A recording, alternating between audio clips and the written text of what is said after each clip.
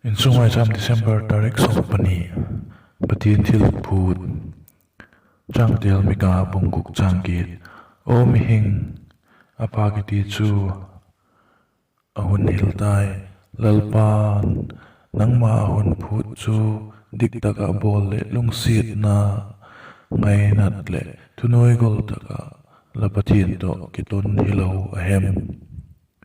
zol nei mika hi kumzabi bagit na vela zol nei na sem hi zihun laya khotang le mi hau satien miken thei te to den in achan ding tiu achu pik sek o agam pui tu ten le golguk na kinem in diklo tak in vai homu na sem tu thien pu te le banga hi chum dik pu sumdong te le aginum pu wa alo na dingun diklo taka buk na diklo te amang seku hi numai le posal ki kalal thien tho lo na le ana samama doi thiam na te le ai san te aching boku zigola sulnan mun alu pum chun pathian kianga kithoina lan le thil pik te chu a bawl jing tho hi himale zol nei mi ka chun thil gilo bawl hai san dik lo in kithoina alat teu chu lalpan akidak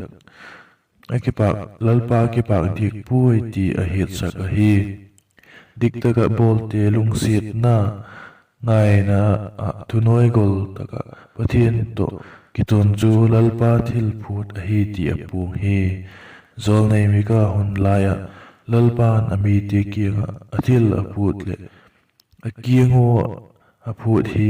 ikiango a phut hi a kibang zing a hi ti he zing hi tiu ki khop le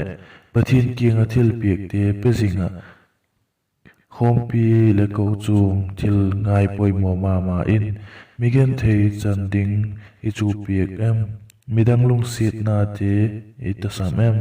pathian to kiton thei talo khop in ibiu em ayu hi kiza bawl hi tiu bangul mi ki hi ma le lalpan apat